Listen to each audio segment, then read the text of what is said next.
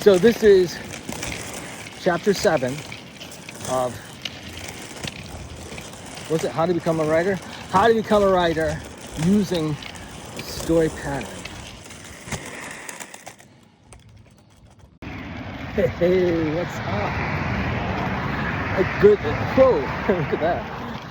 Hey, okay, so we're on target, about 5 minutes overtime. That's all right.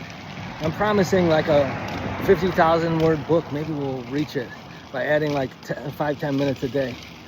I hope this doesn't mess up your schedule. But of course, you'll be able to find this on YouTube forever. So this is chapter 7 of, what's it? How to become a writer? How to become a writer using the story pattern. An introduction to the story pattern. So a lot of writers start feeling overwhelmed with all the different things that go into a book. And you get this idea that you're going to write a book, right? Just that idea that you're going to write a book. You don't know what you're going to write this book about. Books are about awareness. That edges this up. So just like this book is about awareness of the story pattern. This is chapter 7. We're going to chapter 20 by Friday. It turns out that for every 15 minutes of video, I speak 2,000 words. So this will be like a 200-page book. I'm gonna add illustrations, right? Photos, graphics, tables, right? That's gonna take up some space. Oh, I could put a section where you have notes. You can write your notes. Maybe a workbook section. That'll be fun. And then we could inspire. You know, that's awesome.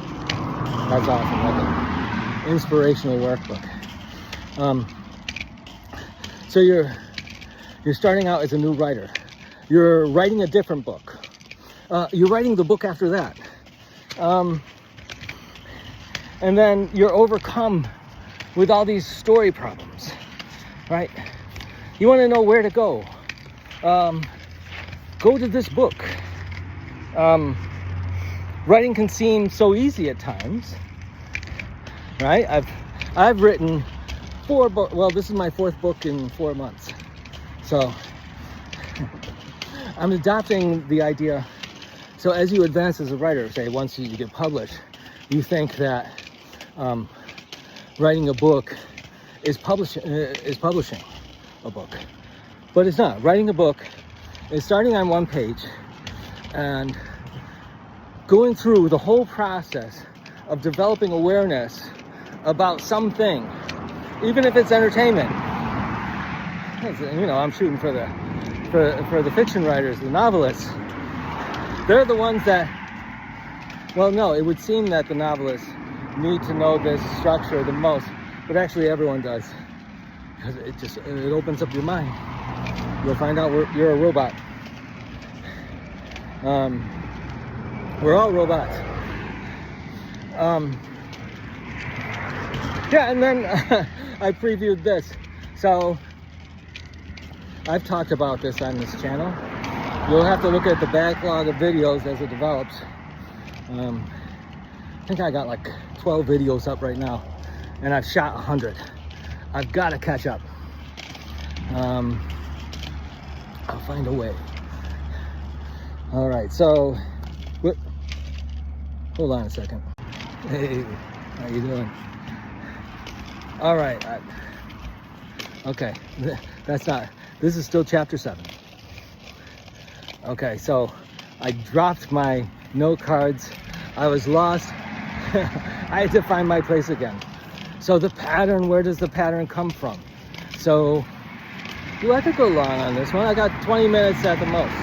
And then I don't know. We'll figure out the time later. Like I said, gonna go a little bit over 5 hours just to get that 50,000 words. All right, and have that satisfaction that you guys helped out, well, theoretically, in making a book on writing. And then I'm gonna do this again. I might move to Facebook. I think Facebook might be a better place for it. There's more interactivity there. All right, so here we go. So where did the story pattern come from? Story pattern came from,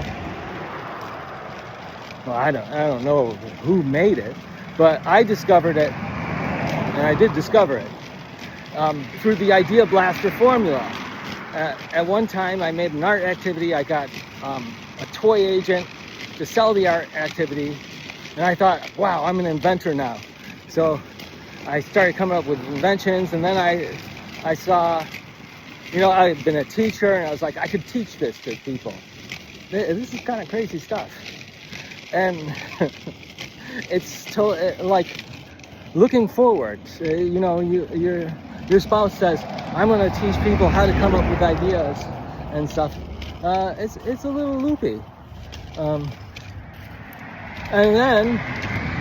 then this guy, I wrote like 300,000 words. How many hours is that? It's a lot. It's a lot. I don't know, at least 150 hours speaking it. Did I do the math right? And so, the Idea Blaster formula. So coming up with an idea is you're in a situation, and then you think of a counterintuitive solution to it, right? That's how you invent things. I had a problem, and I invented this thing to overcome the problem. And so I was asking myself one day, what's the difference between that and thinking normally? There's no difference. And so you're in a situation, and you read this situation, and then you react to it by making a connection. And you write yourself into it or out of it. Like, there's a lot of people on the path today. Sometimes I pause as I'm going by them. I don't know, it's a respectful pause, or I don't want them to know what I'm talking about. And then they probably know I'm doing a YouTube video. And then and so other times I write myself out by clicking it off. All right, so I don't have to go in that situation all the time. I can just edit these little jumps. When people used to go to a theater and there's a little jump in the editing, they would say, oh, this is a bad film. But on YouTube, totally get away with that. Why do I keep mentioning YouTube? I'm not getting paid by them. Let's see. All right, so the next step is arc theory. So everything has a beginning and an ending.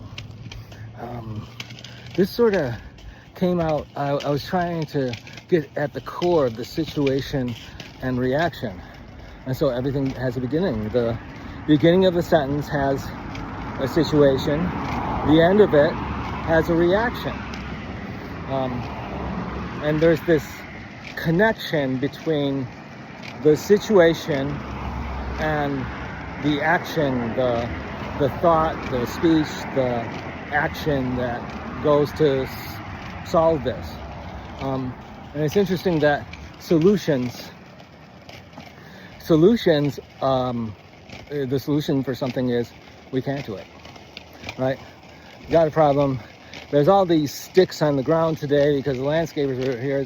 No one came by riding a lawnmower, carrying a leaf blower yet. And so there's sticks all over the sidewalk. I took a video of that earlier.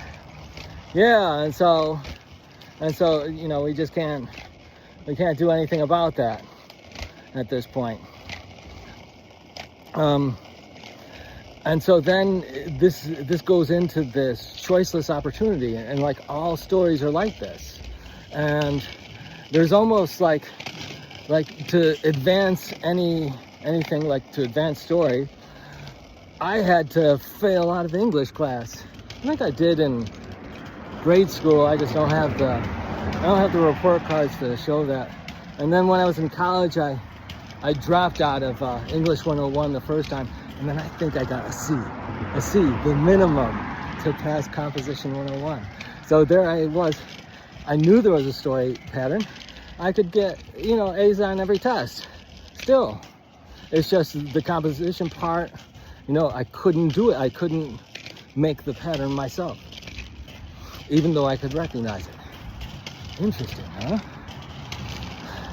And so years go on, and I was trying to figure out Dwight Swain's scenes and sequels. And what I did was I read through twice, I took notes twice. I had no clue how this works. And so I thought, this guy must have gone through and cut apart stories. So I went and I took stories and I started cutting them apart into scenes and sequels, and then the 3 parts of each scene and sequel. And then when I came back to my work the next day, I would find scenes within the scenes. And I was like, whoa. And so that's the breakoff point. And so as soon as I found that these things are scalable, I started finding more accurate ways to describe what's going on. And so opportunity evaluation and attestment came out of that. And so what's the story pattern? It's really detailed, but those are the main parts of it. You can see them below. Read about how to do perpetual homework. This is a book. I'm not going to go over homework today. I'll see you in the next chapter, chapter 8. What's the preview? Oh, let me show you. Let me tell you. What's the preview for chapter 8? I dropped my note cards and they're like all out of order. Chapter 8. Why are we in this predicament? I think I've kind of covered this. Oh, let's go forward, because the 4th video of the day is the construction video, the deconstruction video. And well, every video here is deconstruction. Deconstructing the story pattern. So see you in the next one. Bye.